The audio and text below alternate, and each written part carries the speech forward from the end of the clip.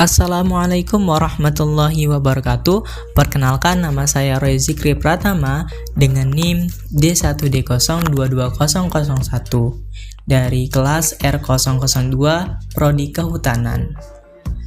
Di sini saya membuat video pembelajaran untuk menyelesaikan tugas akhir semester dengan mata kuliah biologi dengan dosen pengampu Pak Ade Adriyadi, SSI, MSI, CIT.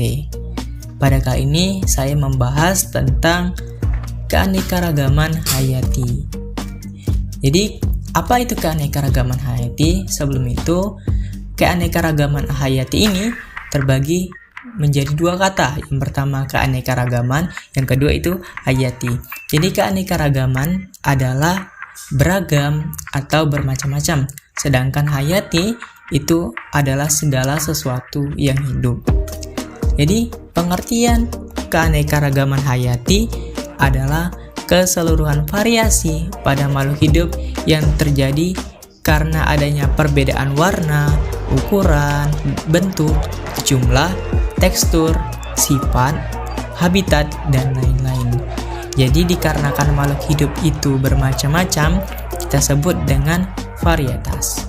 Jadi, varietas ini diakibatkan oleh namanya adaptasi dan juga evolusi. Jadi, keanekaragaman ini dapat terjadi di berbagai tingkat kehidupan, mulai dari tingkat kehidupan yang rendah, organisme yang rendah, maupun organisme tingkat tinggi. Jadi, secara garis besar, tingkat keanekaragaman hayati ini terbagi menjadi tiga. Yang pertama, keanekaragaman hayati tingkat gen. Yang kedua, keanekaragaman hayati tingkat spesies. Yang ketiga, keanekaragaman hayati tingkat ekosistem. Yang pertama itu keanekaragaman hayati tingkat gen. Keanekaragaman ini disebabkan karena adanya variasi gen atau struktur gen dalam suatu spesies makhluk hidup, terjadi pada spesies yang sama atau jenis yang sama, atau kita sebut dengan varietas.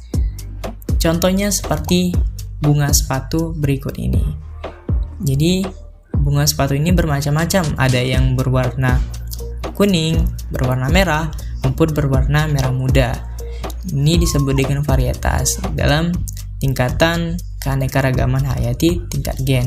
Misalnya itu ada dalam fauna, salah satu jenis burung berbagai macam warna, tetapi mereka dalam varietas berbeda namun dalam gen yang sama. Selanjutnya yang kedua itu keanekaragaman hayati tingkat spesies atau jenis. Keanekaragaman ini disebabkan pada komunitas atau kelompok berbagai jenis spesies makhluk hidup dalam genus atau famili yang sama. Walaupun mereka berbeda spesies, tetapi di dalam satu genus atau famili yang sama. Contohnya kita bisa lihat di samping, itu ada singa, macan tutul, serta harimau. Secara adaptasi, mereka itu berbeda. Secara gen itu mereka berbeda, tetapi mereka tergolong dalam famili yang sama, yaitu famili Felidae. Misalnya dalam flora itu ada aren, ada kelapa, ada pinang. Jadi secara habitat mereka berbeda, namun secara tingkat spesies mereka sama, yaitu tergolong dalam famili Aracaceae.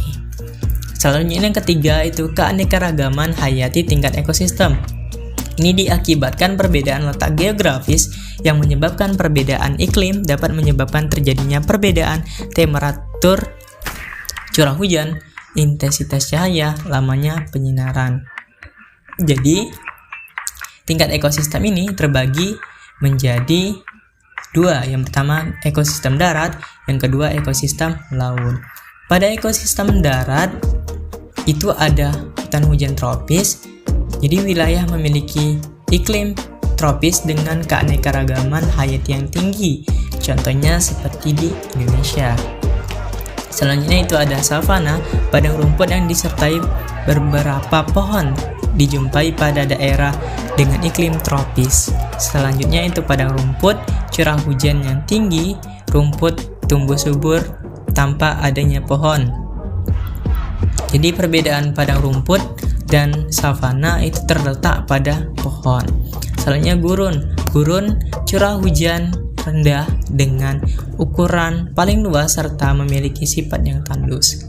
Selanjutnya itu adalah hutan gugur, berada pada daerah yang 4 musim, yaitu musim panas, musim semi, musim gugur, dan musim dingin. Selanjutnya itu taiga, terdapat di antara daerah memiliki iklim tropis dengan daerah memiliki iklim kutub. Selanjutnya adalah tundra. Tundra ini kebalikan dari gurun, berada di wilayah dengan suhu yang sangat rendah seperti benua Antartika. Jadi selanjutnya ekosistem perairan terdiri menjadi 2. Yang pertama air tawar, berdasarkan air dibedakan menjadi lentik atau tenang, yaitu danau atau rawa. Selanjutnya lautik atau mengalir, yaitu sungai dan air terjun. Selanjutnya dalam air laut berdasarkan macamnya dibedakan menjadi laut dalam, terumbu karang, estuari, padang lamun, hutan mangrove, pantai pasir, dan pantai batu. Selanjutnya manfaat keanekaragaman hayati itu di bidang ekologi berupa paru-paru dunia dan menjaga kestabilan iklim. Selanjutnya bidang pangan dan sandang, tentunya untuk memenuhi kebutuhan manusia. Dalam bidang ilmu pengetahuan dan teknologi, banyak sekali ilmuwan yang meneliti flora dan fauna yang ada di bumi ini. Selanjutnya terakhir itu bidang farmasi, itu sangat berguna sekali sebagai bahan obat-obatan. Selanjutnya pelestarian keanekaragaman hayati pada tumbuhan terbagi menjadi 4. Yang pertama melakukan pengendalian hama, selanjutnya melakukan reboisasi atau menumbuhkan tumbuh-tumbuhan yang baru, selanjutnya melakukan penebangan pohon yang sudah tua, selanjutnya melakukan pencegahan terhadap kebakaran hutan. Selanjutnya pada hewan, membangun tempat perlindungan hewan, mengenali karakter-karakter pada setiap hewan, dan terakhir tidak merusak habitat hewan. Itulah penjelasan tentang keanekaragaman hayati dari saya. Mohon maaf bila terdapat kekurangan ataupun kesalahan. Saya tutup. Burung Irian, burung cendrawasih. Cukup sekian dan terima kasih. Wassalamualaikum warahmatullahi wabarakatuh.